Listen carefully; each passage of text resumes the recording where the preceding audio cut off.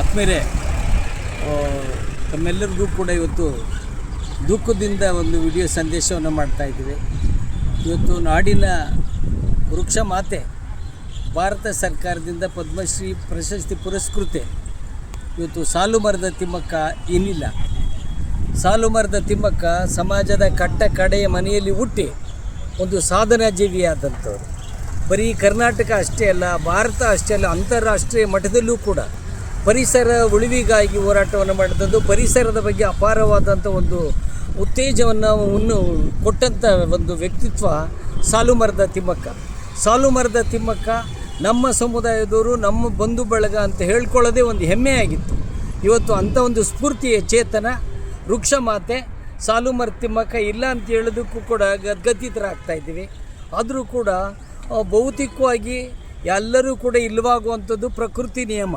ಆದರೆ ಬೌದ್ಧಿಕವಾಗಿ ಅವರಿಗೆ ಯಾವತ್ತೂ ಕೂಡ ಸಾವಿಲ್ಲ ಅನ್ನೋದು ಕೂಡ ಅಷ್ಟೇ ಸತ್ಯ ಕೂಡ.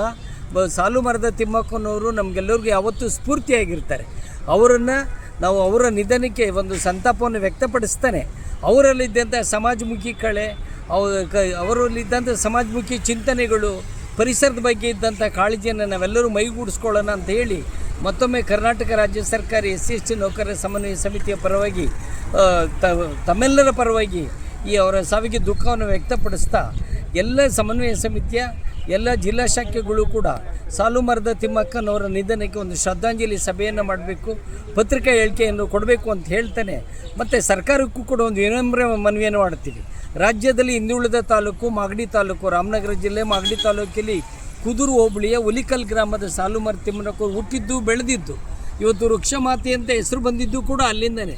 ಅವರ ಅಂತ್ಯಕ್ರಿಯೆಯನ್ನು ಕೂಡ ಆ ಕುದೂರು ಹೋಬಳಿಯ ಹುಲಿಕಲ್ ಗ್ರಾಮದಲ್ಲೇ ಮಾಡಿದ್ರೆ ಸರ್ಕಾರಕ್ಕೂ ಕೂಡ ಒಂದು ಶ್ರೇಯಸ್ಸು, ಮಾಗಡಿ ತಾಲೂಕಿನ ಅಥವಾ ರಾಜ್ಯದ ಸಮಸ್ತ ಶೋಷಿತ ಸಮುದಾಯಕ್ಕೆ ಒಂದು ಸಂತೋಷದ ವಿಷಯ ಆಗ್ತದೆ ಅಂಥೇಳಿ ಅವರ ನೆನಪು ಸದಾ ಚಿರಾಯವಾಗಿರುತ್ತೆ. ಸಾಲುಮರದ ತಿಮ್ಮಕ್ಕ ನಮ್ಮಲ್ಲಿ ನಿಮ್ಮಲ್ಲಿ ಎಂದೂ ಕೂಡ ಎಂದೆಂದೂ ಇರ್ತಾರೆ ಅಂತ ಹೇಳ್ತಾ ಅವರಿಗೆ ಮತ್ತೊಮ್ಮೆ ತಮ್ಮೆಲ್ಲರ ಪರವಾಗಿ ಭೀಮ ನಮಸ್ಕಾರವನ್ನು ಹೇಳ್ತಾ ಇದ್ದೀನಿ. ಜೈ ಭೀಮ್, ಜೈ ಭಾರತ್.